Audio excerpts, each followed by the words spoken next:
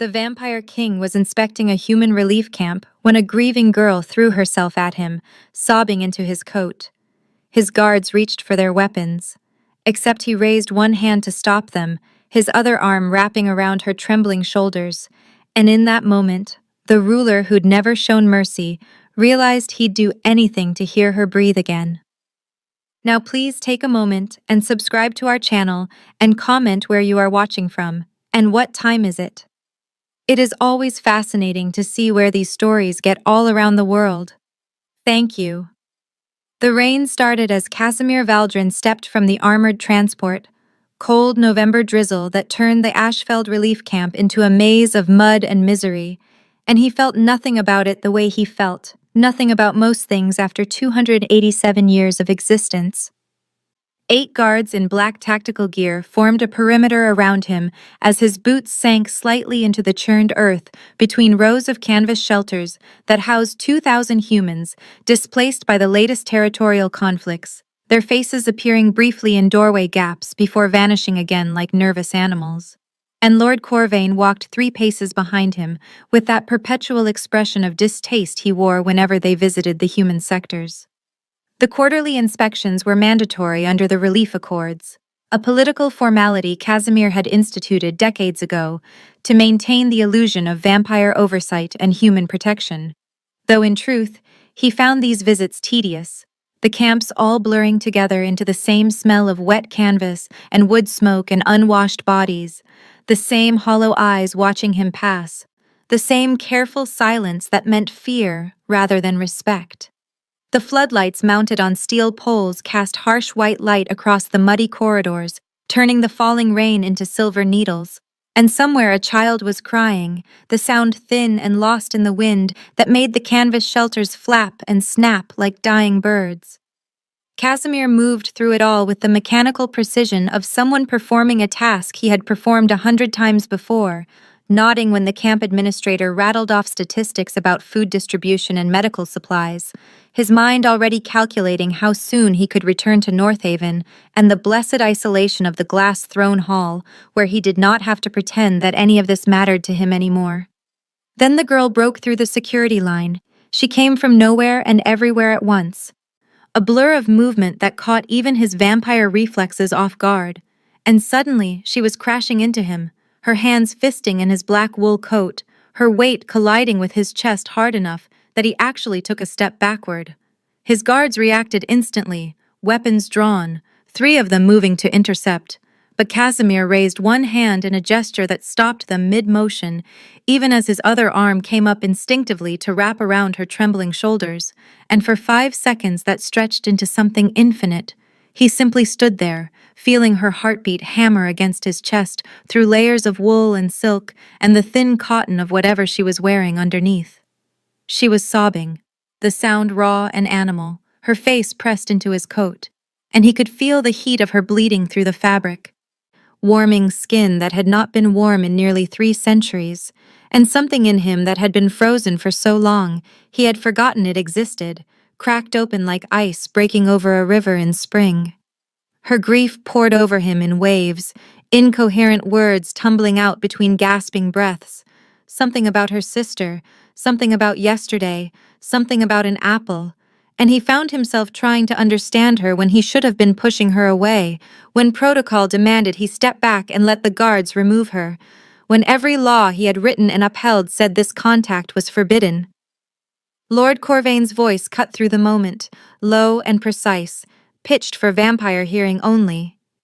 "Sire, protocol demands immediate separation," he said, and Casimir could hear the disgust in it, the calculation, could practically see Corvain's mind working through the implications of this breach. Every second compounds the violation. The edict of separation forbids prolonged contact with unsanctioned humans. Casimir did not look at him, could not look at him, because if he looked away from the girl he might lose whatever this was, this strange sharp feeling that was either pain or its opposite, and instead he heard himself say something he had never said before in 287 years of rule. Then let it compound.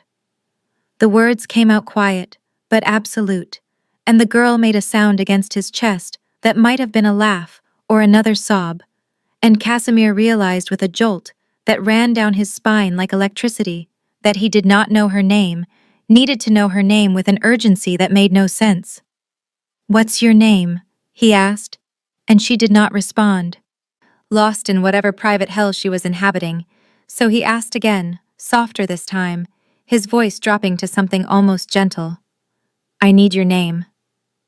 She pulled back just enough to look up at him, and he saw her face clearly for the first time, tear-streaked and pale, and marked by a grief so fresh it was still bleeding, her eyes dark and wild with it.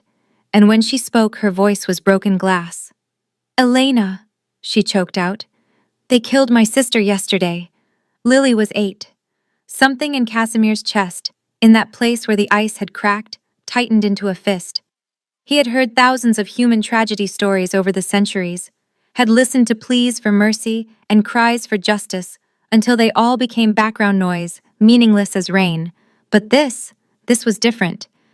This girl Elena, whose sister Lily had been 8 years old, was looking at him like he was still capable of being something other than the monster who ruled over the system that had killed her.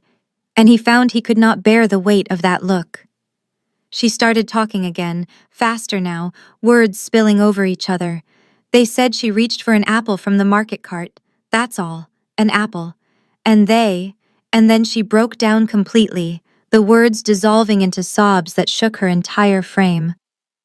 Casimir looked past her to where Corvain stood 10 feet away, face impassive, one hand holding a small recording device that was undoubtedly capturing every second of this encounter for later use, as evidence of his compromised judgment, and beyond Corvain to the humans watching from their shelter doorways, silent and terrified, their eyes reflecting the floodlights like animals caught in a trap. He should step away now, should let the guards remove her, should return to the transport and forget this ever happened, should maintain the careful distance he had cultivated for 287 years, because that distance was what kept him functional, kept him ruling, kept him from feeling anything at all. Instead, he tightened his arm around her shoulders and felt her heartbeat against his chest and made a decision that would unravel everything. "Find the enforcers responsible for the death of Lily Marsh," he said to his guards, his voice carrying the weight of absolute command. "I want them identified and brought to Northaven for questioning." Corvain stepped forward, and Casimir could see the objection forming before the counselor even opened his mouth. "Sire, human deaths during lawful enforcement actions are not subject to investigation under the Territorial Code," Corvain said, each word carefully measured, legally precise, designed to remind Casimir of every precedent and protocol he was about to violate. The enforcers were operating within their assigned parameters. Casimir met his counselor's eyes and saw the calculation there, the already forming plan to use this moment against him.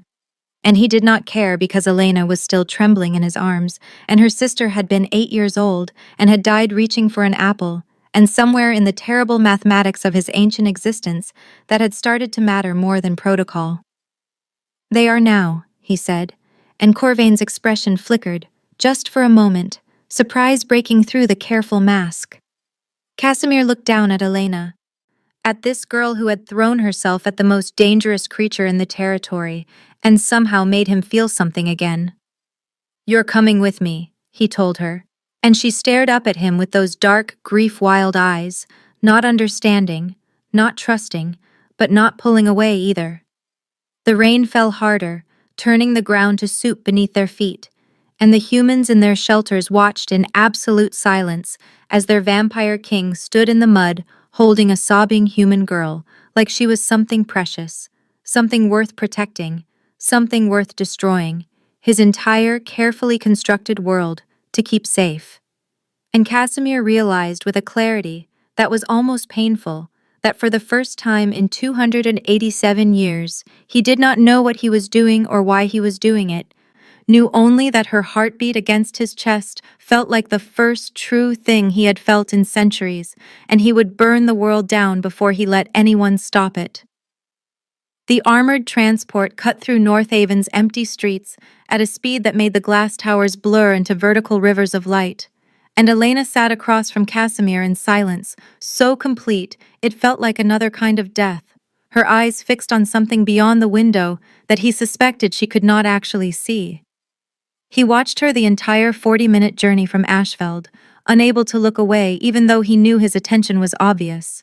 Even though Corvain sat rigid in the front compartment radiating disapproval through the partition. And what struck Casimir most was how hollow she looked, as if grief had scooped out everything inside her and left only the shell, her hands folded in her lap, her breathing so shallow he had to focus to hear it over the engine. She had not spoken since they left the camp, had not asked where they were going or why, had simply followed him to the transport like someone who had run out of the capacity to care what happened next, and that terrified him in ways he could not name because he recognized it. That emptiness had lived in it himself for longer than he cared to calculate. Northaven rose around them as they entered the city proper, towers of steel and glass connected by suspended iron bridges, everything sharp angles and cold light, beautiful in the way a blade was beautiful, and the streets were empty because it was nearly midnight, and humans observed curfew, and vampires had no need to walk when they could move faster. The glass throne hall materialized ahead.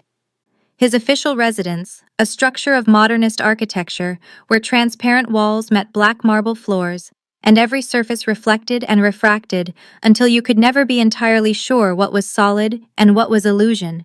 And as the transport pulled into the private entrance, Casimir found himself hoping Elena would say something, anything, just to prove she was still present inside that hollow shell. She did not.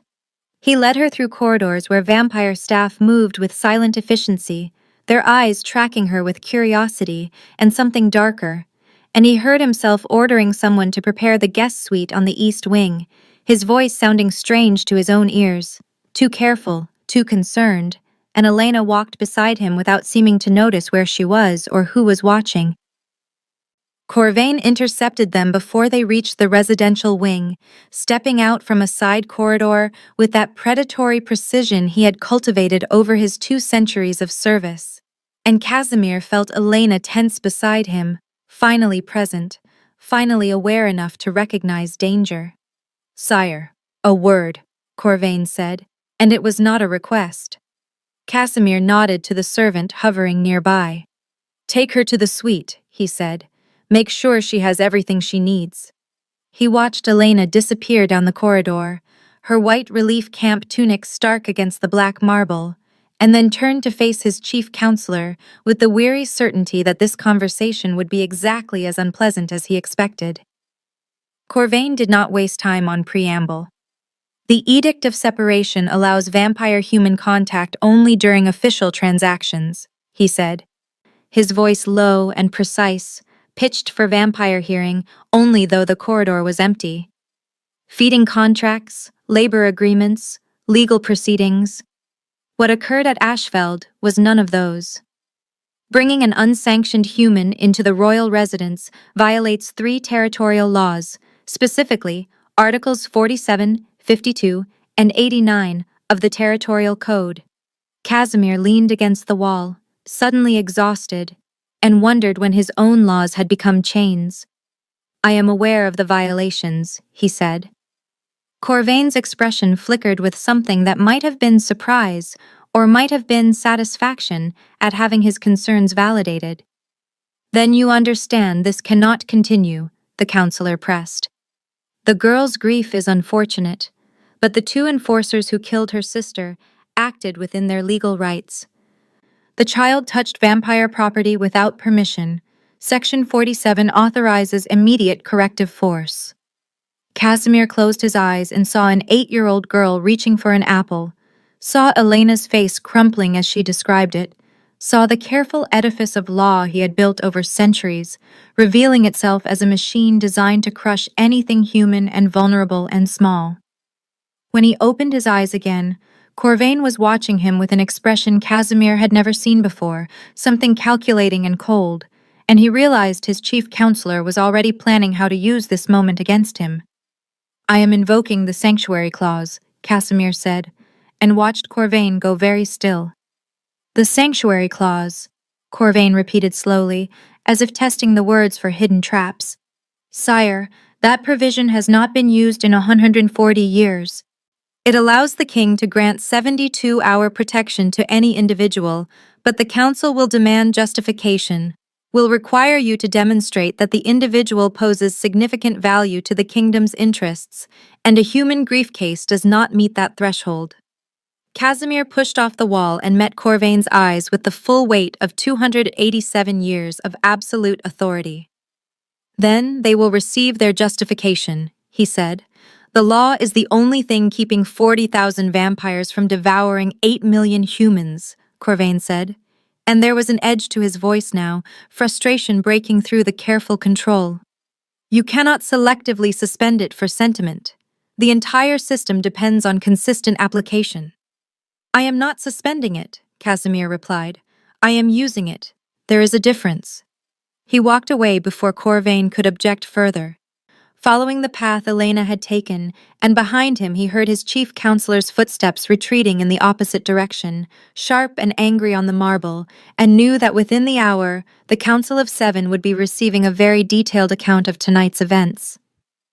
The guest suite was on the east wing, floor-to-ceiling windows overlooking the city, and when Casimir arrived, he found Elena sitting on the edge of the bed, staring at nothing, a tray of food untouched on the side table where some well-meaning servant had left it. She did not acknowledge his presence. He stood in the doorway watching her, this girl who had crashed into his carefully ordered existence and somehow managed to make him feel things he had not felt since he was human himself, and he had no idea what to say to her. No script for this. No precedent in 287 years of rule. Near midnight, he knocked on the door he had left open, a formality that made her look up finally, her eyes focusing on him with something that might have been surprise, or might have been the faint stirring of curiosity. She did not answer, but he entered anyway, carrying a file he had retrieved from his study, the enforcer's personnel records he had ordered compiled during the drive from Ashfeld. Their names are Dain Volkov and Sarin Cross, he told her, setting the file on the bed beside her. Volkov has been an enforcer for 47 years, Cross for 32. Both have exemplary service records. Both acted within the parameters of their training when they killed your sister. Elena stared at the file like it was a snake. Why are you telling me this? She asked, her voice rough from crying, from silence, from whatever private hell she had been inhabiting for the past 3 hours. Because I am giving you a choice, Casimir said. I can execute them tonight. No trial, no hearing, no questions. They will simply cease to exist, and you will have your vengeance. Or you can face them in a formal hearing, where you speak your sister's name into the official record, where her death becomes part of the legal archive, where she matters beyond being another casualty statistic. Elena looked at him for the first time since the camp, really looked at him, and he saw her trying to understand something that made no sense to her. You could have just killed them, she said. Why give me a choice? Because you have had everything else taken from you, Casimir replied, and the words came out more raw than he intended. I will not take that too. She studied his face with an intensity that made him want to look away, want to retreat behind the mask of kingship he had worn for so long. It had become indistinguishable from his actual face. But he forced himself to hold still under her scrutiny, forced himself to let her see whatever she was looking for. Why? She asked again, and this time the question was different, sharper, aimed at something deeper. Why do you care? Casimir had no answer that made sense, could not explain the crack that had opened in his chest when she crashed into him, could not articulate why her heartbeat against his ribs had felt like the first true thing he had experienced in centuries, could not justify his need to keep her breathing when he had watched thousands of humans die with perfect indifference. Because you are still breathing, he said finally, helplessly, and I need you to keep doing that. The silence that followed was different from the silence in the transport, charged with something electric and fragile, and Elena's expression shifted through emotions too quick to name before settling into something that looked like recognition, like she had seen something in his face that mirrored something in herself. You are lonely, she said, and it was not a question. Casimir felt the words hit him like a physical blow, accuracy cutting through defenses he had not known he was maintaining. Yes, he admitted, because there seemed no point in lying.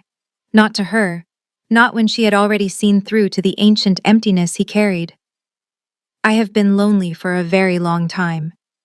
Elena nodded slowly, as if this explained something, and when she spoke again, her voice was steadier. I will do the hearing, she said. I will speak her name. Casimir felt something in his chest unclench, relief flooding through him with an intensity that was almost painful, and he realized he had been holding his breath waiting for her answer, terrified she would choose death, would ask him to execute the enforcers, and then herself, would take the easy way out and leave him alone again in the endless cold.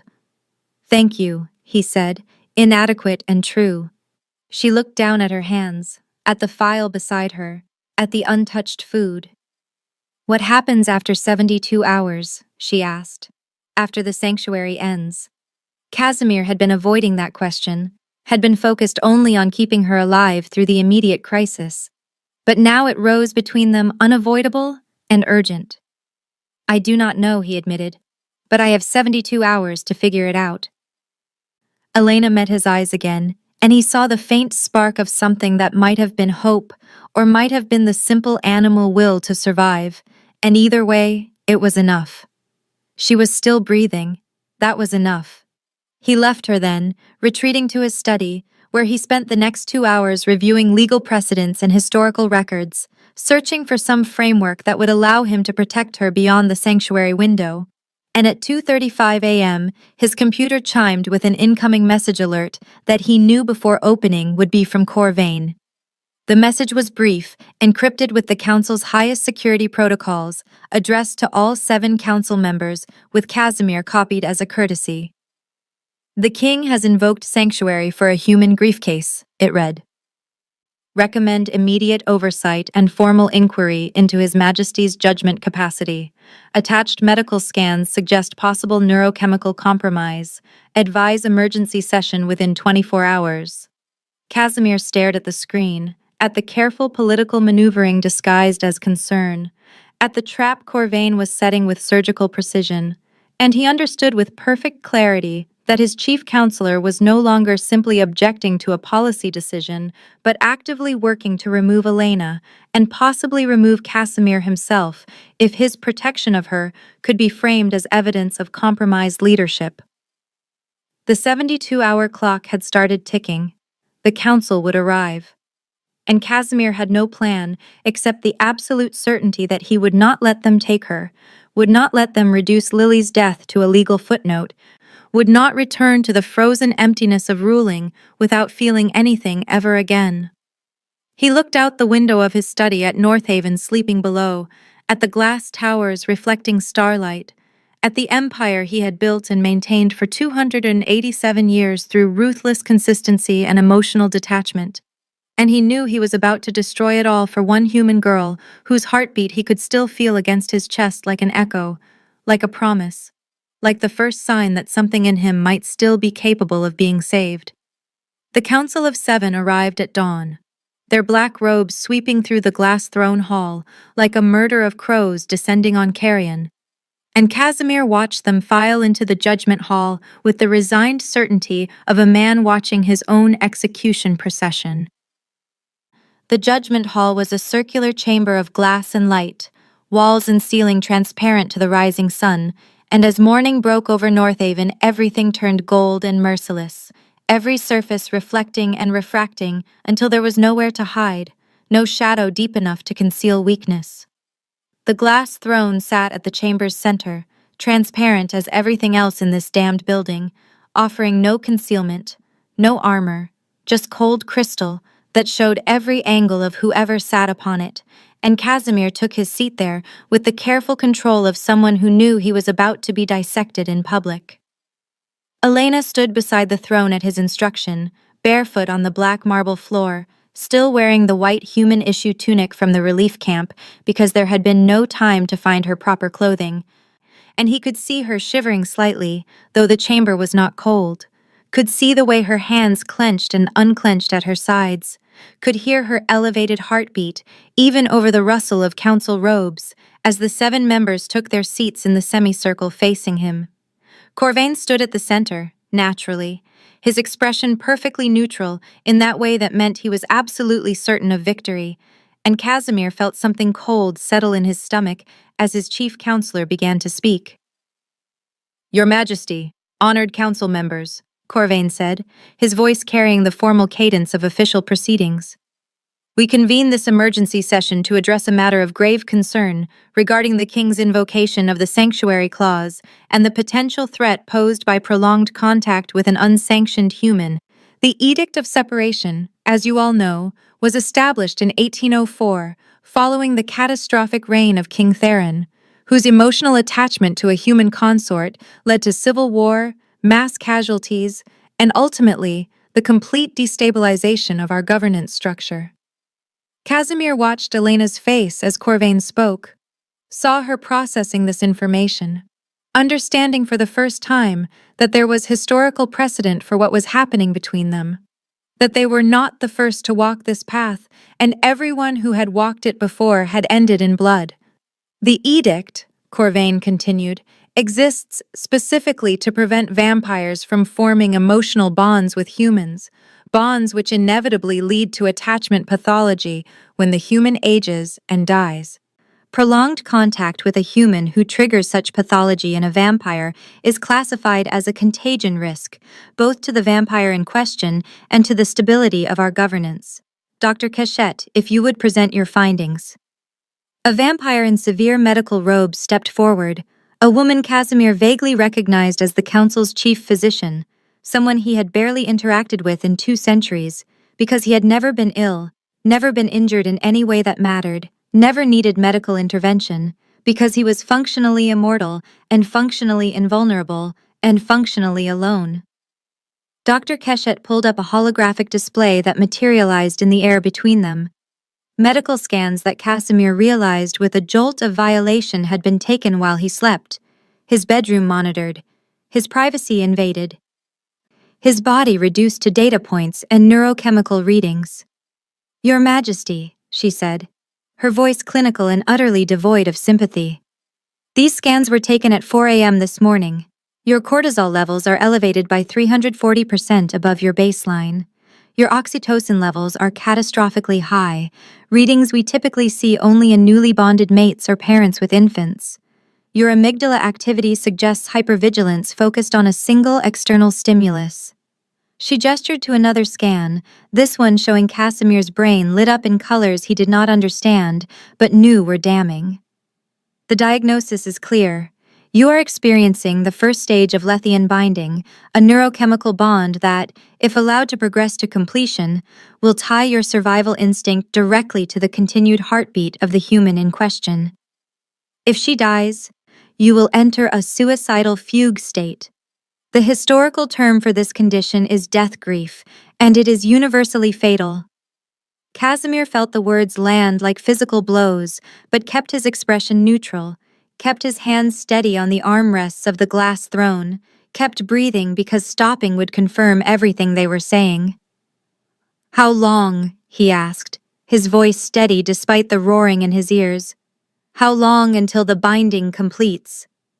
Dr. Cachette consulted her display. "You are already halfway through the second stage," she said. "At current progression rates, third stage cascade will initiate within 48 to 72 hours. Once that occurs, the binding is irreversible. The Council's recommendation is immediate termination of contact and memory suppression for both parties. We can erase the past 36 hours from both your minds, sever the neurochemical connection before it fully forms, return you to baseline functioning." Casimir stood slowly, and the movement made every council member tense, made Elena take a half step back, made the morning light fracture through the glass walls into 1,000 sharp edges. "No," he said, and the word echoed in the circular chamber. Corvain's expression flickered with something that might have been satisfaction, as if Casimir had just walked into a trap the counselor had carefully constructed. "Sire," he said, his voice gentle in that poisonous way that meant he was about to deliver a killing blow. Perhaps you should see the evidence before making that decision. He pulled out a small device, the same recording device Casimir had seen at the relief camp, and suddenly the air filled with a holographic projection 10 feet high. Casimir at Ashfeld, Elena crashing into him, his arm wrapping around her, his hand tangling in her hair, his face unguarded and raw with an emotion he had not known he was capable of expressing. You have not shown this level of attachment to anyone in 287 years, Corvain said quietly. She is a liability. Not just to you, but to every vampire and human in this territory. If you complete this binding and she dies, you will go mad the way King Theron went mad, and we will have to destroy you the way we destroyed him, and thousands will die in the process. She must be eliminated now, while there is still time to save you. The silence that followed was absolute. Every council member watching Casimir with expressions ranging from pity to calculation, and he felt the weight of 287 years of rule pressing down on him. All those centuries of careful control and emotional detachment revealing themselves as a prison he had built cell by cell, year by year, until he had forgotten what it felt like to be anything other than alone. Then Elena spoke, her voice cutting through the silence like a blade. "Then kill me, and solve your problem," she said, and Casimir's hand shot out before his conscious mind registered movement, his fingers wrapping around her wrist with enough force that she gasped, and he was on his feet, the glass thrown behind him, all pretense of control abandoned. "No," he said, and there was something feral in his voice, something that made the council members lean back in their seats. Elena turned to look at him, and for the first time since the camp, he saw her truly seeing him, not as the vampire king, not as the symbol of the system that had killed her sister, but as a man, ancient and desperate and terrified of losing the one thing that had made him feel alive in centuries. She stared into his eyes, and he let her see everything. The fear, the loneliness, the absolute certainty that if she died, he would follow her into whatever darkness waited, and he watched her understand. "You are as trapped as I am," she said. Not a question, a recognition. And something in her expression shifted from shock to grim acceptance to something that looked almost like determination. Casimir turned back to the council, his hand still gripping Elena's wrist, her pulse hammering against his fingers. "The sanctuary clause grants me 72 hours, he said. "When those hours expire, I will submit to a binding assessment. If I am deemed compromised beyond recovery, I will abdicate. But until that clock runs out, she stays, and the hearing for her sister proceeds." The council members exchanged glances, a silent conversation Casimir could read in the minute shifts of expression, the calculations of political advantage and legal precedent, and finally the eldest among them, Councillor Thane, spoke. "The hearing may proceed," he said, "but given the circumstances, it must be public, broadcast to all territories, a full legal proceeding with all protocols observed. If the human fails to prove unlawful enforcement, she will be charged with filing false grievances, and as you know, that is a capital crime." Casimir felt the trap snap shut around them, felt Corvain's satisfaction radiating across the chamber, understood that his chief counselor had maneuvered them into a position where Elena would either win an unwinnable case or die trying, and either outcome would serve Corvain's purposes perfectly. Elena's wrist was still in his grip, her pulse still racing, and when he looked down at her he saw she understood the stakes as clearly as he did. "So if I die, you die," she said, her voice barely above a whisper. "That is what you are saying." "Essentially," Casimir replied, because there was no point in softening it. Elena stared at him, and he could see her mind working through the implications, through the weight of responsibility she had never asked for, through the realization that her grief-driven impulse at the relief camp had chained them together in ways neither of them could escape. "Then why did you," she started, and stopped, unable to finish the question. "Because I would rather die human than live like this anymore," Casimir said. and the words came out raw and true, stripping away 287 years of careful kingship to reveal the desperate creature underneath. I have been cold for so long I forgot what warmth felt like. And then you threw yourself at me and I remembered. Dr. Keshet cleared her throat, a delicate sound that nonetheless commanded attention. Sire, she said, you are aware that completing the third stage binding will make you vulnerable in ways you have not been vulnerable since you were mortal. Your enemies will be able to destroy you simply by destroying her. Every decision you make will be compromised by the need to keep her alive. You will no longer be the rational, detached ruler this kingdom needs. You will be, for all intents and purposes, human again in the ways that matter most. I am aware, Casimir said, and released Elena's wrist finally, stepped back, straightened his shoulders. The hearing will proceed, 72 hours from the moment I invoked sanctuary.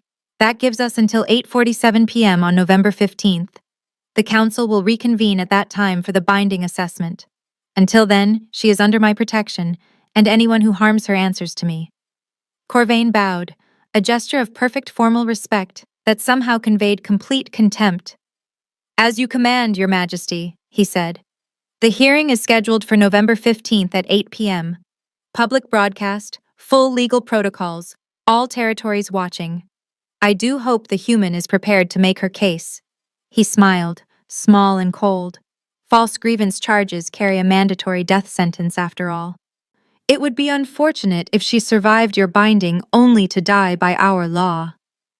The council filed out, black robes disappearing through the glass doors, and Casimir and Elena stood alone in the judgment hall as the sun climbed higher, turning the transparent walls into sheets of burning light. She was looking at him with an expression he could not read, something between anger and understanding, and something else he did not have a name for.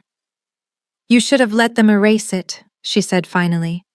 You should have let them take the memory and gone back to being whatever you were before. Casimir shook his head. I do not want to go back, he said. I cannot go back. Not now that I know what I have been missing.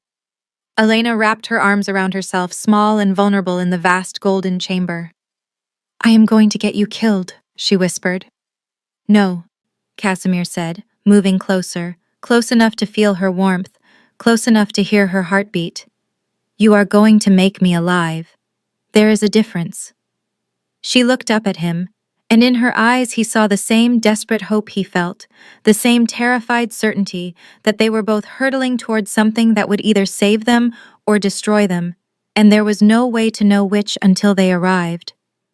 The 72-hour clock was ticking, the hearing was set, the council was watching, and Casimir realized with perfect clarity that he had just bet everything he was, everything he had built, everything he had become across 287 years of immortality, on the slim chance that one human girl could prove her sister's death mattered enough to change an entire system designed to make sure it did not.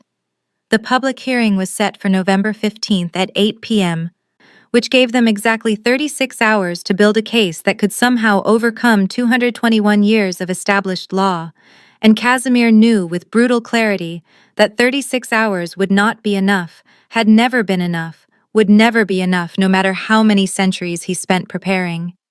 He assigned Elena a legal advocate anyway, the best in Northaven, a vampire named Silas, who had successfully defended 3 human rights cases in the past decade, 3 wins out of 847 total cases filed, which told you everything you needed to know about the odds they were facing.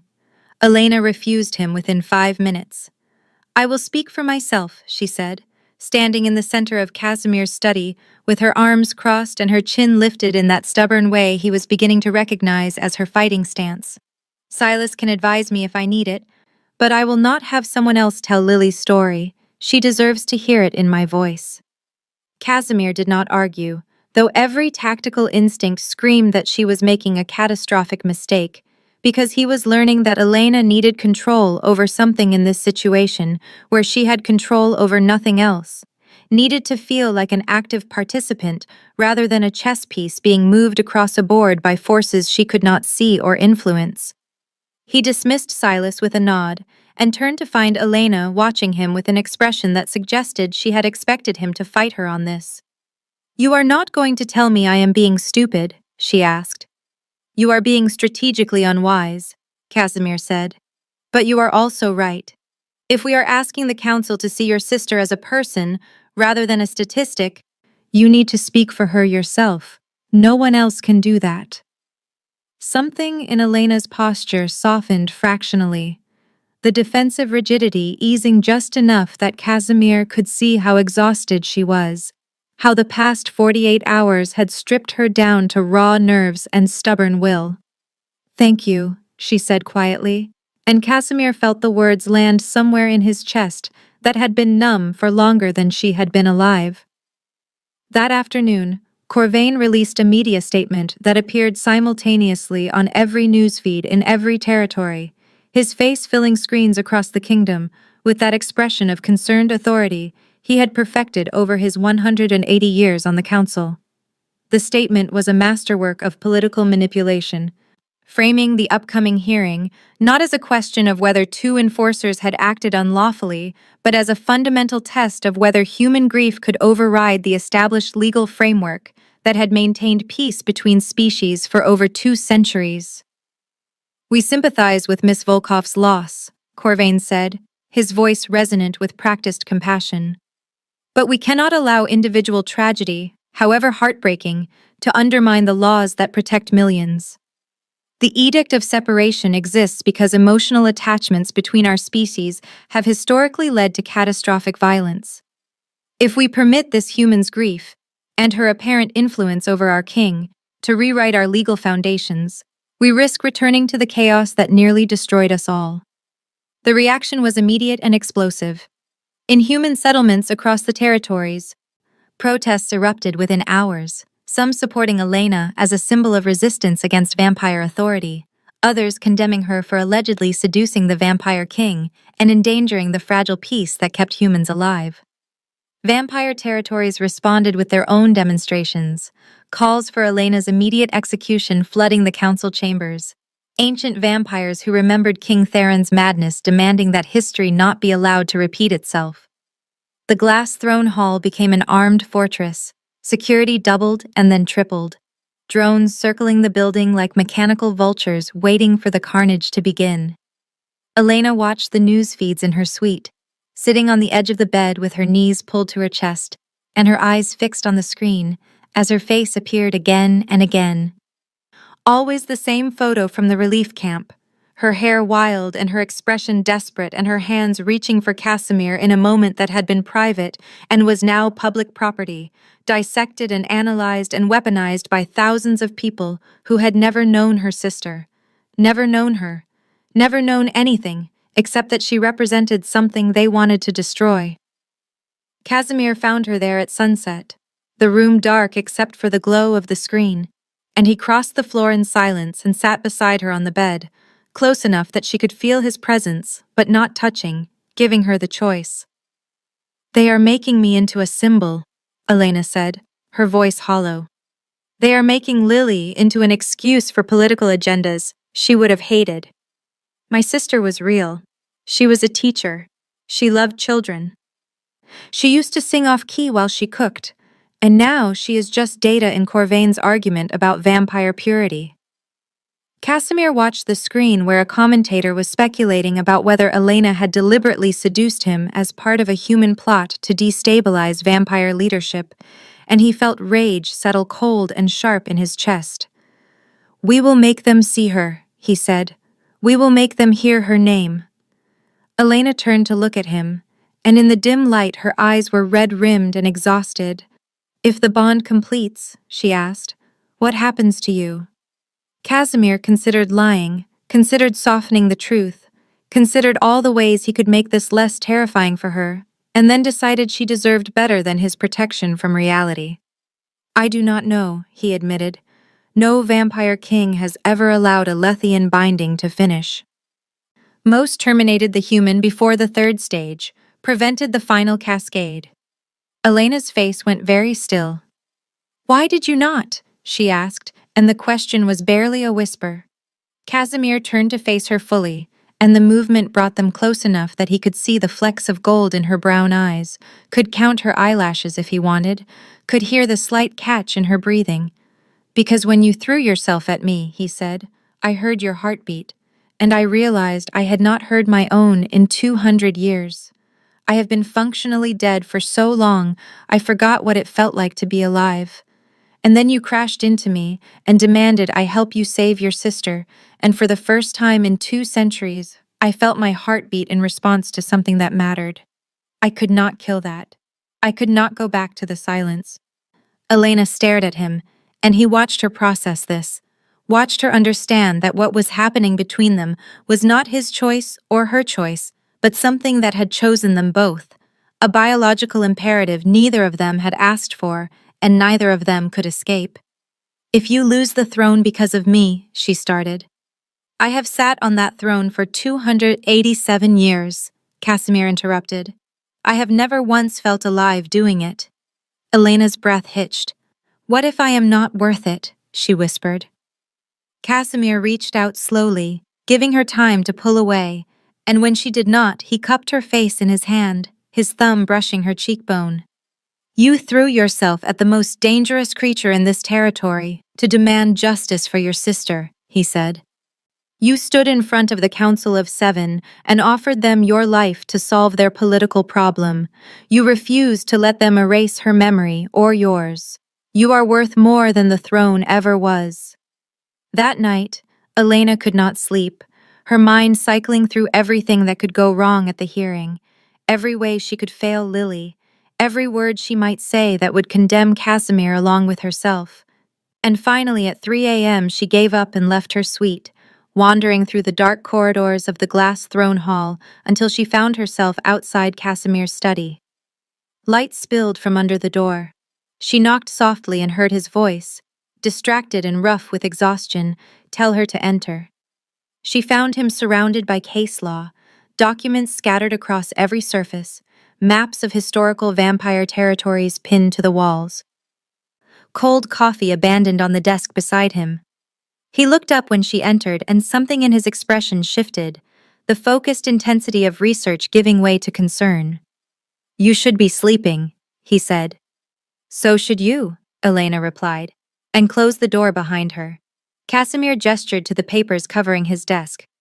"I am reviewing the case law from 1804, he said, "the year the Edict of Separation was written, trying to find precedent for overturning it." Elena moved closer, looking at the documents, seeing dates and names and legal language that meant nothing to her except that Casimir had been awake all night, searching for a way to save her. "Is there precedent?" she asked. Casimir's silence was answer enough. He stood, moving to the window that overlooked the city, and when he spoke, his voice carried the weight of centuries. "The last vampire king who allowed himself to bond to a human was King Theron," he said. "He ruled from 1782 to 1804. His human wife, Catherine, was 30 years old when they bonded. She lived another 47 years, and when she died of old age, Theron went mad. He could not accept that she was gone, could not accept that he would continue existing without her. So he decided nothing should continue existing.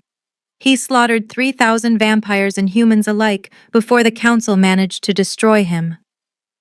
The Edict of Separation was written in his blood, literally.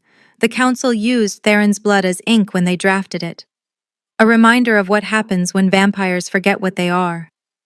Elena felt cold seep through her chest. "They will use that history to justify killing me," she said. Casimir turned to face her, and his expression was bleak. "I need you to understand," he said. "If we lose the hearing, I cannot protect you. The law will demand your execution, and if I refuse, they will remove me and kill you anyway. I will have sacrificed everything and saved nothing." Elena looked at him, this ancient, lonely man who was dismantling his entire world for her, who was risking madness and death and the destruction of everything he had built across 287 years because she had thrown herself at him in grief and desperation. "Then we do not lose," she said. Casimir's mouth quirked in something that was not quite a smile. "You make it sound simple." Elena shook her head. "It is not simple. It is impossible. But I did not survive the camp and the council and the past 48 hours just to give up now. Lily mattered, and I am going to make sure everyone knows it. Are you afraid? Casimir asked. And the question was gentle. Terrified, Elena admitted. But not of dying, of forgetting that Lily mattered, of letting her become just another number in a report no one will read. Casimir crossed the room to her, and when he spoke his voice was a promise. Whatever happens at that hearing, whatever the council decides, I will make sure she is remembered. I will make sure her name is spoken. I will make sure she mattered. It was the first promise that made Elena want to survive. Casimir received the intelligence at 9 a.m., delivered by one of his remaining loyal operatives, a vampire named Marcus, who had served him for 60 years and who looked sick as he presented the information. Sire, Marcus said quietly, Corvain has located the 2 enforcers who killed Lily Volkov. He has convinced them to testify at the hearing. They will state that Elena provoked the incident, that her sister was engaged in suspicious behavior, that the enforcement was justified under standing protocols. Casimir felt the information land like a physical blow, felt the carefully constructed case he had been building all night collapse into rubble. How much did Corvain pay them? He asked. Marcus hesitated. He offered them guaranteed positions in his personal guard, he said, protection from any future legal consequences. And he has their testimony recorded and verified. Even if you could discredit them at the hearing, the recordings will stand as evidence.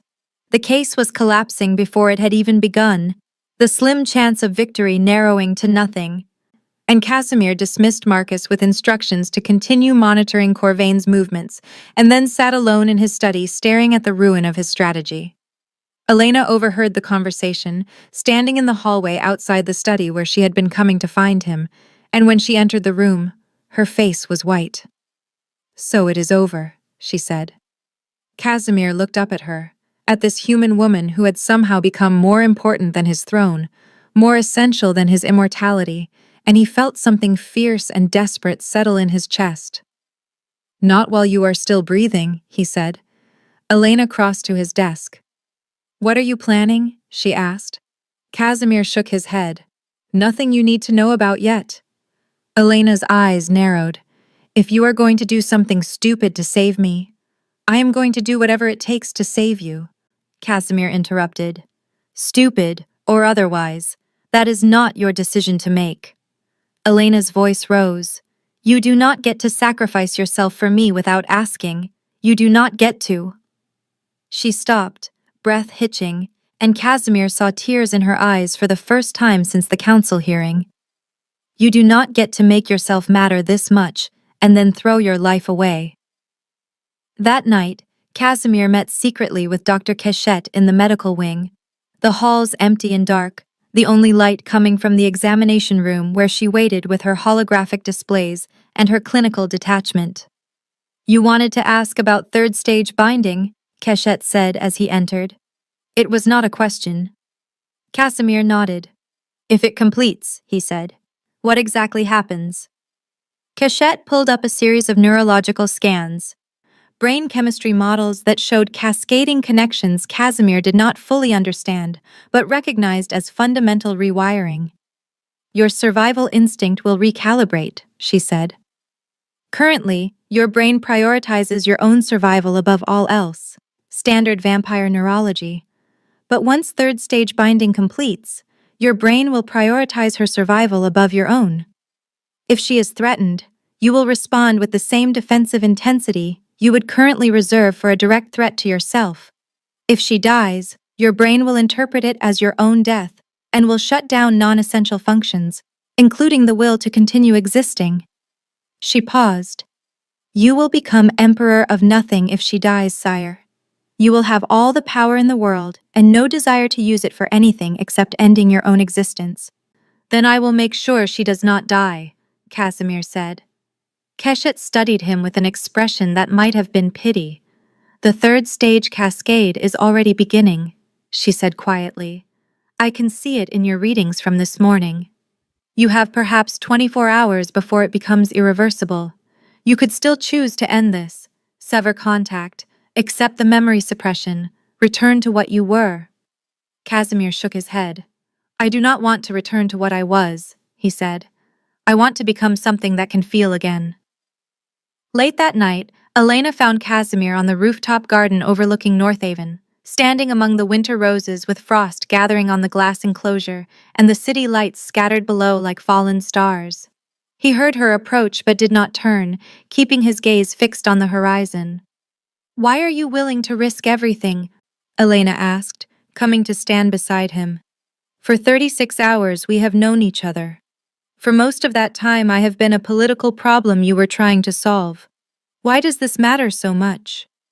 Casimir was quiet for a long moment, watching his breath mist in the cold air, a reminder that he was still capable of breathing, even if he no longer needed to. Because for 287 years, he said finally, I have not felt anything. I have ruled this kingdom with perfect rationality and absolute detachment. I have made every decision based on logic and political calculation. I have been efficient and effective and completely empty. And then you looked at me like I was still human enough to help you, like I was still capable of choosing compassion over law, like I still mattered as something more than a symbol. And for the first time in 2 centuries, I felt like maybe I did. I cannot go back to being what I was before that. I cannot go back to the silence. Elena stepped closer, and in the dim light from the city below, Casimir could see she was shivering despite the warm coat someone had found for her. I do not want you to, she said quietly, and reached out to take his hand. First intentional touch, her fingers threading through his, her palm warm against his cold skin, and Casimir felt the bond hum between them like electricity, like music, like the first note of a song he had forgotten how to sing. He turned to face her fully, his other hand coming up to cup her face the way he had the night before, and Elena leaned into the touch, her eyes closing. What happens at the hearing? She whispered. I do not know, Casimir admitted. But I know I would rather face it with you than face another 287 years without you. Elena opened her eyes, and he saw fear there, and determination, and something else he did not have a name for yet, but recognized nonetheless. Then we face it together, she said. Together, Casimir agreed. And they stood there in the frost and the dark, with the city lights below and the stars above, and 36 hours until everything would either end or begin. The judgment hall had been transformed into something that felt less like a courtroom and more like a gladiatorial arena, floodlights blazing from every corner, cameras mounted on tracks that circled the room like predators sizing up their prey, the glass walls and ceiling reflecting light until the entire space seemed to burn with artificial brightness that left nowhere to hide and nothing unseen. Elena sat alone at the petitioner's stand, a glass podium positioned in the exact center of the circular chamber, and she felt exposed in a way that went beyond physical visibility, felt like every camera lens was stripping away skin and muscle and bone until only her raw nerve endings remained. Trembling and hypersensitive to the weight of 12 million viewers watching across all territories, human and vampire alike, all of them waiting to see whether she would save herself or condemn herself with her own words. Casimir stood at the rear of the hall, forbidden by protocol from sitting on the glass throne during proceedings where he had granted sanctuary, and his hands were clenched at his sides hard enough that Elena could see the tension from across the room, could see the barely controlled violence in his stillness, could feel through the bond that was now constantly humming between them his desperate need to protect her and his absolute inability to do anything except watch. The Council of Seven presided from their elevated semicircle, black robes stark against the white marble, faces impassive in that way that meant they had already decided the outcome, and this hearing was merely theater, merely procedure, merely a formality before they delivered the verdict they had written before Elena ever entered the room. Corvain stood at the prosecutor's stand opposite Elena, and when he spoke, his voice carried the smooth authority of someone who had never once doubted his right to determine who lived and who died. Miss Elena Marsh seeks to challenge the lawful actions of enforcers Diane Volkov and Saren Cross, he began, his words measured and cold. These enforcers responded appropriately when a human child, one Lily Marsh, touched vampire property without authorization. Under Section 47 of the Territorial Code, such contact constitutes theft and authorizes immediate corrective force. The enforcers acted within established protocol to maintain order and discourage future violations. This hearing will demonstrate that while we sympathize with Miss Marsh's grief, the law exists to protect all citizens, vampire and human alike, and cannot be overturned simply because one individual finds its application painful. The enforcers testified next, Diane Volkov first, a vampire who looked barely older than 20, but whose personnel file showed him at 140 years old, 90 of those years spent in enforcement. He spoke with the flat affect of someone reciting a memorized script, his eyes never quite meeting Elena's as he described how the human child had lunged at the apple cart, how he and his partner had assessed the situation as potential theft in progress, how they had issued a verbal warning that went unheeded, how corrective force had been applied in accordance with training and regulation.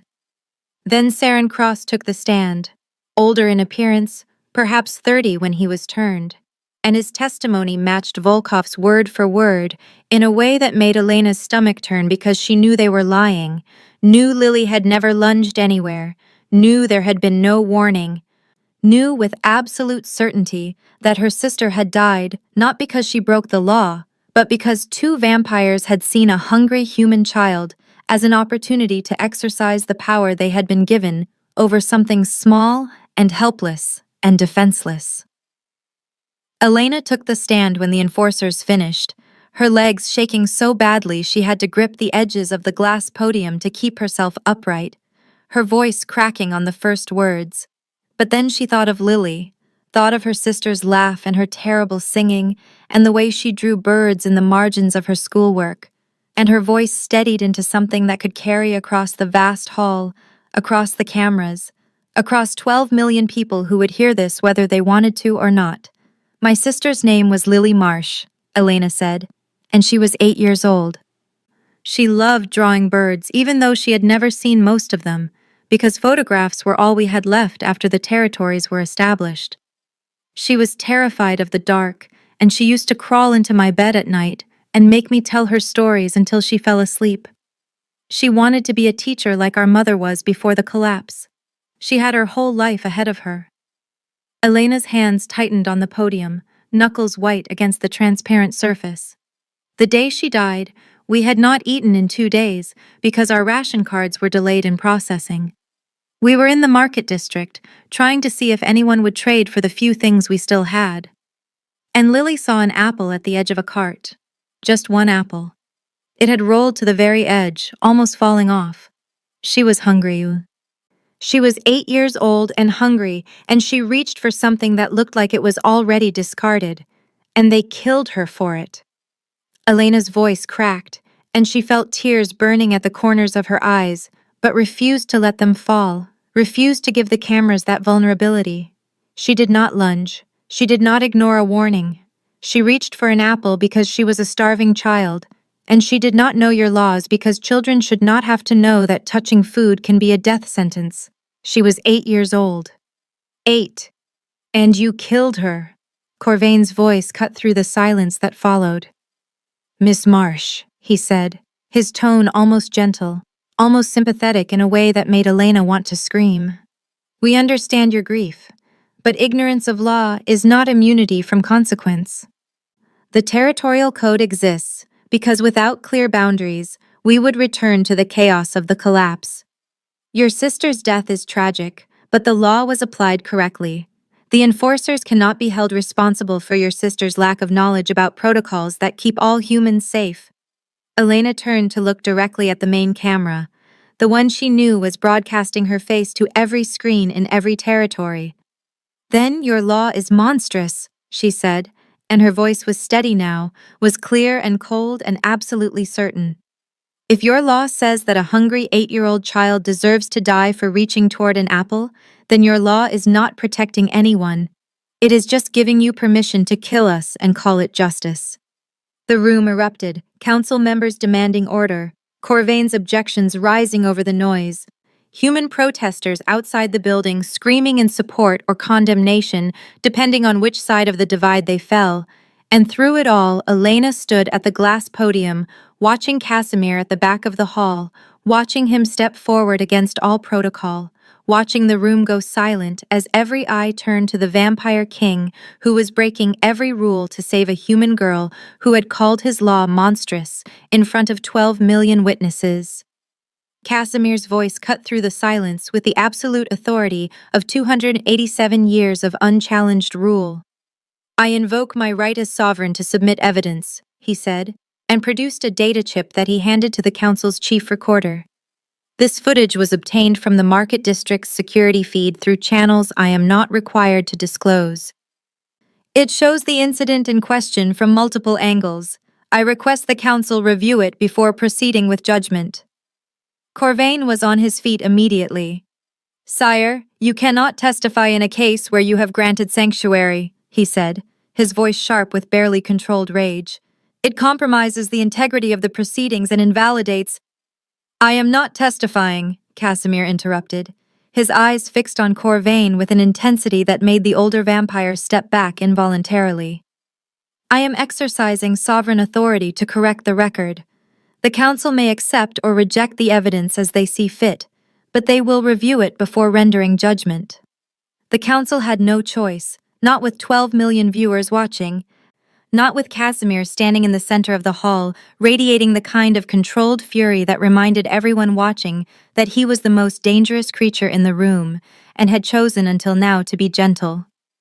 They reviewed the footage on the holographic displays that materialized above the judgment stand, and Elena watched Lily's death play out again from 4 different angles, watched her sister approach the apple cart slowly, tentatively, watched her reach out with one small hand, watched the enforcers see her from 20 feet away, and consciously choose, to engage with lethal force instead of a simple verbal correction, watched Lily crumple to the ground while the vampires walked away, discussing their dinner plans as if they had not just murdered a child.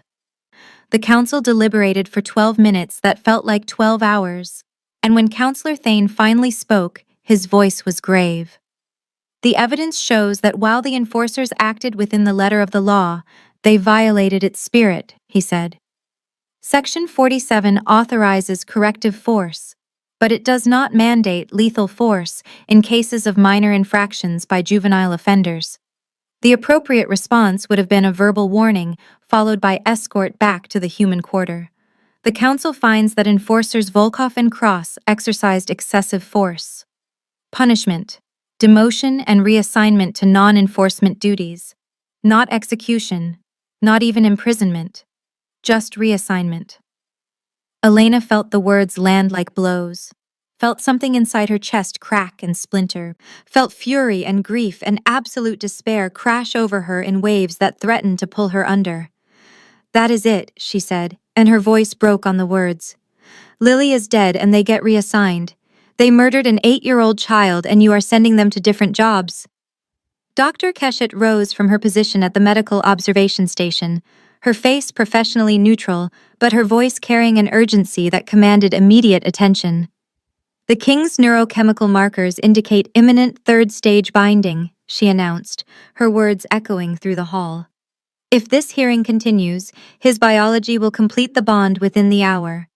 I strongly recommend immediate cessation of proceedings to allow time for intervention and possible reversal of the cascade." Casimir turned to look at Elena, and she looked back at him across the length of the judgment hall, across the cameras and the council and the 12 million watching eyes, and in his expression she saw a question, saw him offering her one final chance to walk away, to let the doctors intervene and erase the bond and return them both to what they had been before she threw herself at him in desperate grief. And Elena realized with perfect clarity that she did not want to go back, did not want to return to the numbness and isolation and grinding survival that had defined her existence before Casimir had looked at her like she mattered, before he had chosen her over an empire, before he had made her feel like Lily's death could mean something more than just another statistic in a report no one would read. "Let it complete," Casimir said, his eyes never leaving Elena's face. The council froze, every member staring at him in shock, and Corvain stood so abruptly his chair clattered to the floor. "Sire," he said, his voice tight with barely suppressed triumph, "if you complete a Lethian binding, you forfeit your right to rule." Clause 9 of the Sovereign Charter explicitly states that any vampire king who forms a survival-dependent bond with a human is deemed compromised beyond capacity to govern and must abdicate within 24 hours of bond completion. "I am aware," Casimir said, his voice calm and absolutely certain, "and I accept the consequences." He crossed the hall to Elena, every step captured by a dozen cameras, broadcast to 12 million screens, and when he reached the glass podium, he took her hands in his cold fingers wrapping around her warm ones, with a gentleness that made her throat tighten. "You asked me why I care," he said, speaking to her but knowing the world was listening. "It is because you made me feel human again. You looked at me like I was still capable of compassion instead of just calculation, like I still mattered as something more than a symbol of authority. And I would rather live one human lifetime with you, feeling everything, than spend another eternity alone on that throne, feeling nothing." Elena felt the bond lock into place like a key turning in a mechanism she had not known existed, felt something fundamental shift in her chest, felt Casimir's presence settle into her consciousness like he had always been there, and she had just been waiting for him to arrive. Dr. Keshet's monitors spiked, alarms sounding, holographic displays showing neurochemical cascades in both their brains. The third stage binding, initiating, and completing in the space of heartbeats, irreversible now, permanent, tying their survival instincts together in ways that meant if one died, the other would follow, would want to follow, would be biologically incapable of choosing to continue existing alone. Corvain moved immediately, his voice ringing with authority as he addressed the council. "I call for an emergency vote on abdication," he said. "The king has completed a Lethian binding and is therefore compromised beyond capacity to rule. Clause 9 requires—" "The Sanctuary Clause grants me 72 hours, Casimir interrupted, not raising his voice but somehow filling the hall with sound nonetheless. "I invoked it at 8:47 p.m. on November 13th. It expires at 8:47 p.m. tonight. I still have 4 hours, and in that time, I am issuing a sovereign decree under emergency powers granted by Article 12 of the Founding Charter." He turned to face the council, still holding Elena's hands, and when he spoke, every word was captured and broadcast, and recorded for history.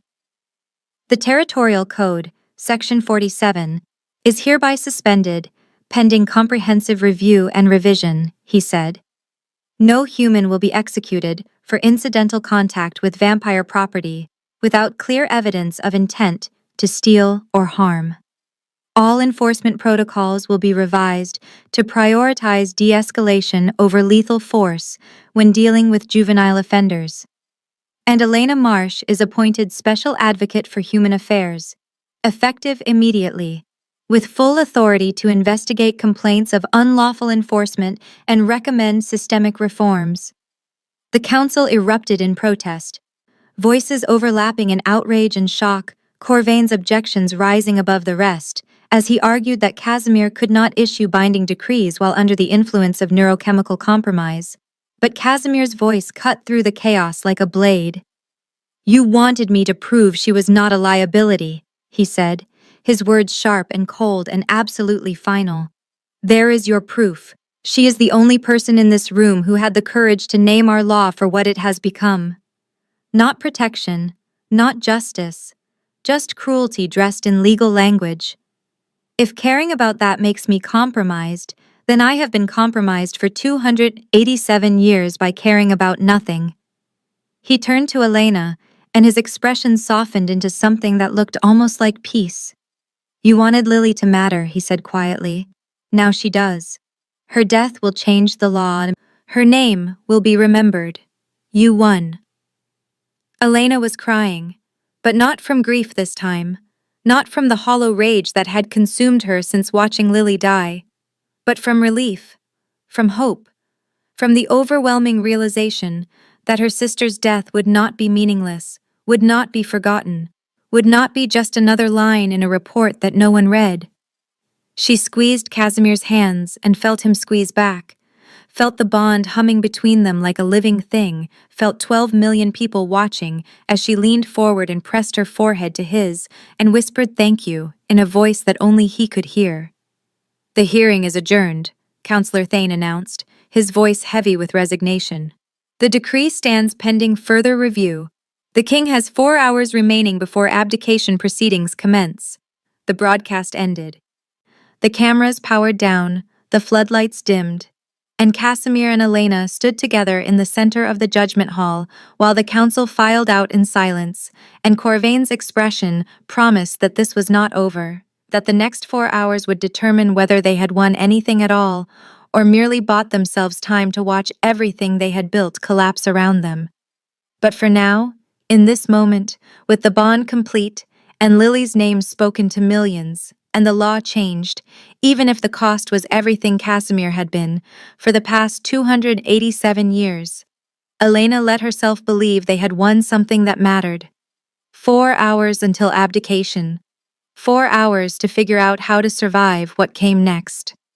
The 72-hour sanctuary window expired at exactly 8:47 p.m., and Casimir felt the legal protection dissolve like morning frost under sunlight, felt the invisible shield that had kept Elena safe for 3 days vanish and leave her exposed to whatever the council decided to do next.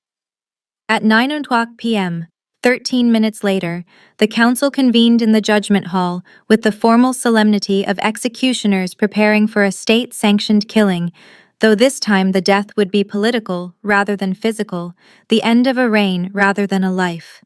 And Casimir stood before them with Elena at his side and felt 287 years of absolute authority slip through his fingers like water. Counselor Thane spoke with the weight of centuries pressing down on every word. "Casimir Thorne, by the authority vested in this council by the Sovereign Charter, we accept your abdication as required by Clause 9, he said. "You have completed Alethian binding to a human and are therefore compromised beyond capacity to govern alone. Your reign ends as of this moment. The succession vote will commence immediately." Casimir inclined his head in acknowledgement, feeling nothing but relief, feeling the throne he had occupied for 287 years become someone else's burden, someone else's prison, someone else's lonely vigil in the dark. Corvain stood from his council seat, already moving into position as the presumptive successor, his expression controlled but his eyes bright with triumph, and Casimir watched him prepare to claim everything Casimir had just relinquished, and felt only pity for what Corvain thought he was winning. Dr. Cachette rose abruptly from her medical station, her face pale and her voice urgent in a way Casimir had never heard from her before. "I must interrupt with an emergency medical report," she said, pulling up holographic displays that filled the air with neurochemical scans and biological data. "The third-stage binding between Casimir Thorne and Elena Marsh has stabilized, but not in any configuration I have observed in historical records. Typically, Lethian bonds create a one-way dependency where the vampire's survival instinct becomes tied to the human's continued existence. But these scans show a reciprocal bond." She gestured to Elena's brain chemistry, highlighting patterns that pulsed in rhythm with Casimir's own neural activity. "The human subject is bonding to the vampire as well," she said, her voice carrying a note of scientific wonder mixed with profound concern. "This phenomenon has never been recorded. Her neurochemical markers indicate that if Casimir Thorne dies, she will enter the same suicidal fugue state he would experience if she died. They are mutually dependent. Neither can survive the loss of the other." The council stared at the displays in shocked silence, and Casimir felt Elena's hand find his, felt her fingers thread through his fingers with a steadiness that told him she had already known, had already felt the bond settling into place on both sides, had already accepted what it meant. Corvain recovered first, his voice sharp as he dismissed the medical report with a wave of his hand. "While fascinating, this is irrelevant to the abdication proceedings," he said. Casimir Thorne has already relinquished the throne. The succession must continue. Elena stepped forward, and every eye in the chamber turned to her. This human girl in borrowed formal clothes, who had somehow become the center of a political earthquake that was reshaping centuries of vampire governance. I invoke the dual sovereignty clause, she said, her voice clear and steady and absolutely certain. Established in 1623 under the reign of King Matthias, the clause states that a vampire ruler who has abdicated due to human bonding may retain a co-regency if the bonded human agrees to accept equal governance responsibility and passes a council trial by questioning to demonstrate competence and commitment to the welfare of all territories. The silence that followed was absolute, every council member frozen in shock. And Casimir stared at Elena with something that felt like awe because he had not told her about the dual sovereignty clause, had not even thought of it himself because it had not been invoked in 402 years, had been written into law during a brief period of progressive reform, and then quietly buried under centuries of tradition that preferred vampire rulers to remain unencumbered by human influence. But Elena had found it somehow, had researched it during the 4 hours between the hearing and the abdication, had armed herself with the one weapon that could let them keep what they had built. "This is absurd," Corvain said, his voice rising with barely controlled rage. The dual sovereignty clause was written for a different era, a different context. Miss Marsh is not qualified, is not vampire, is not remotely prepared to govern millions of citizens across multiple territories. Granting her co-regency would destabilize the entire system. "The law is clear," Councillor Thane said slowly, his eyes moving between Elena and the holographic display of the charter that had materialized at her invocation. "If a bonded human requests the trial, we must grant it. The clause has never been formally repealed." "I formally request the trial," Elena said, and Casimir heard the tremor beneath her steady voice, heard the terror she was hiding, heard the desperate courage it took to stand in front of 7 ancient vampires and demand they give her power over the very system that had killed her sister. "I understand the law. I understand the history. I understand what I am asking, and I am ready to prove I can do this." The trial began at midnight. The judgment hall reconfigured with Elena standing alone at the petitioner's stand, while the Council of 7 took turns interrogating her on law, policy, history, ethics, governance theory, every question designed to expose her ignorance and justify rejecting her request. Casimir stood at the back of the room again, forbidden from intervening, forced to watch as they dissected her knowledge and tested her understanding and pushed her to the absolute limits of what she had learned in 4 days of intensive study.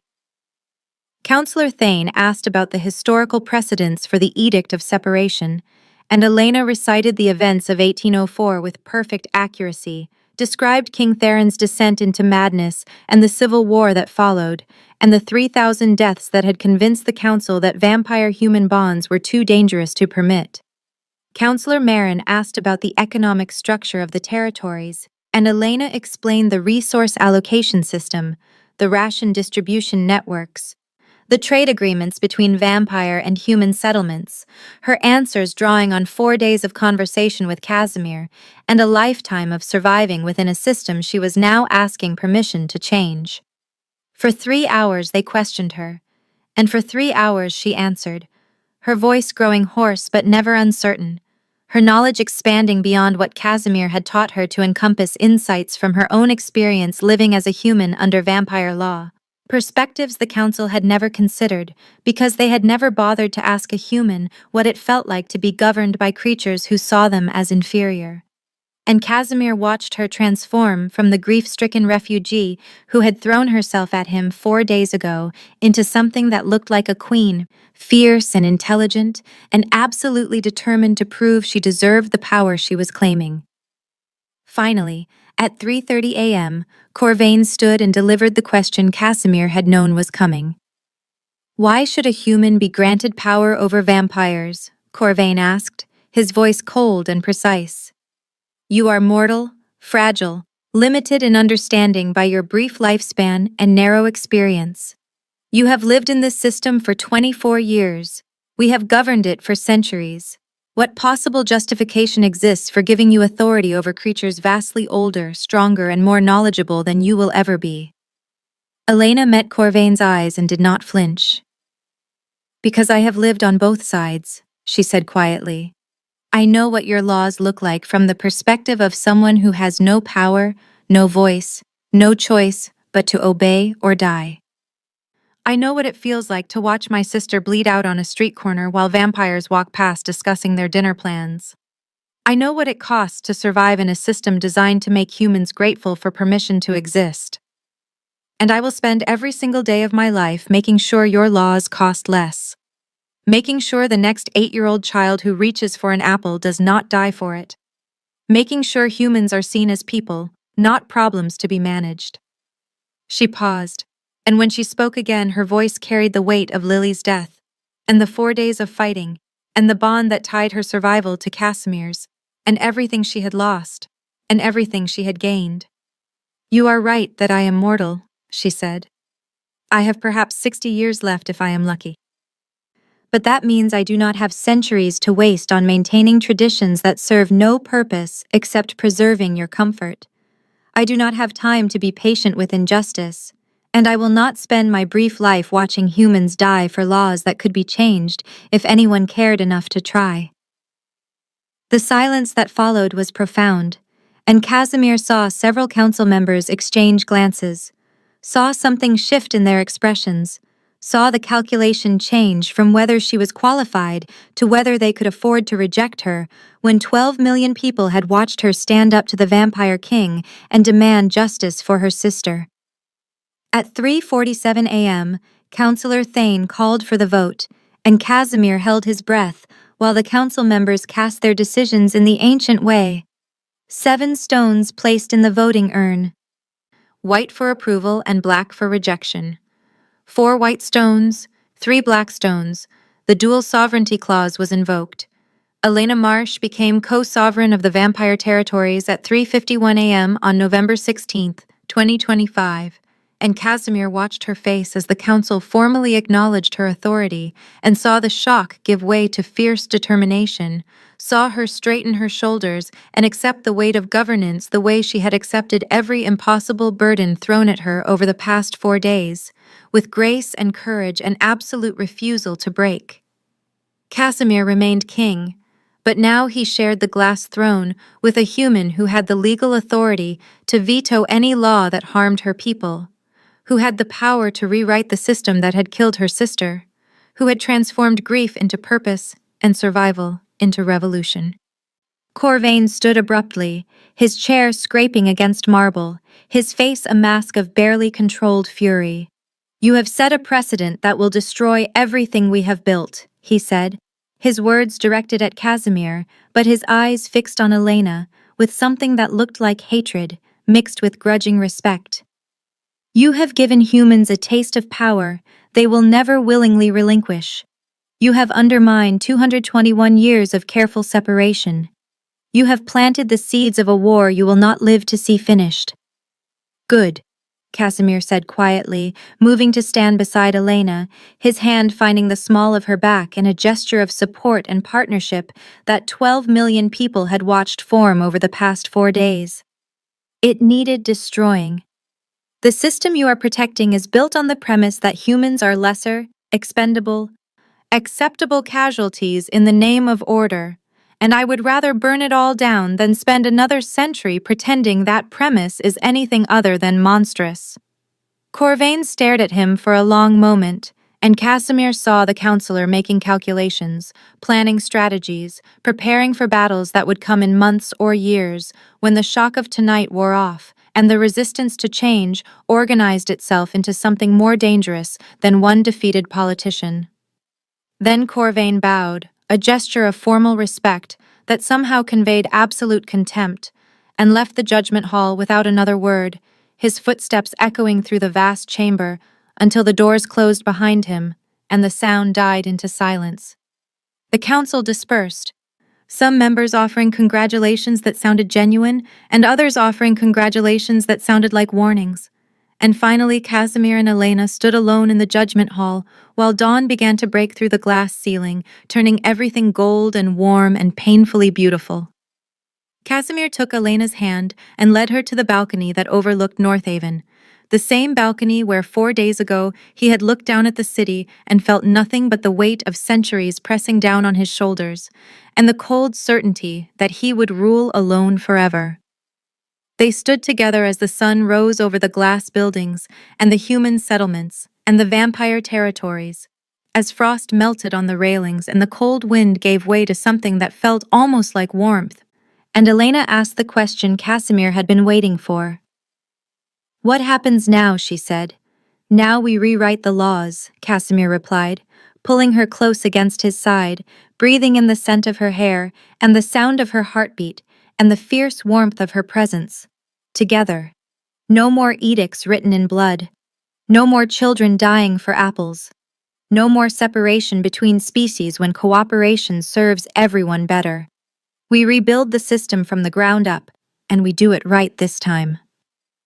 Elena turned to look at him, this ancient, lonely man who had chosen her over eternity, who had dismantled 287 years of absolute authority because she had looked at him like he was still capable of compassion, who had completed a death bond rather than return to the cold silence of ruling alone.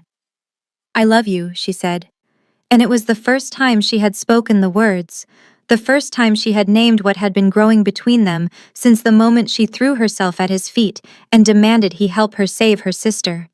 Casimir pulled her closer, his hand coming up to cup her face the way he had a dozen times before, his thumb brushing her cheekbone with a gentleness that contradicted every violent thing he had been across 287 years. "I know," he said quietly. "I heard your heartbeat. I have been hearing it for 4 days. It is the only sound that has mattered in 2 centuries. Elena smiled, and it was the first real smile Casimir had seen from her. Not the desperate survival smile or the political smile, but something genuine and warm and full of painful, beautiful hope. "Then kiss me," she whispered.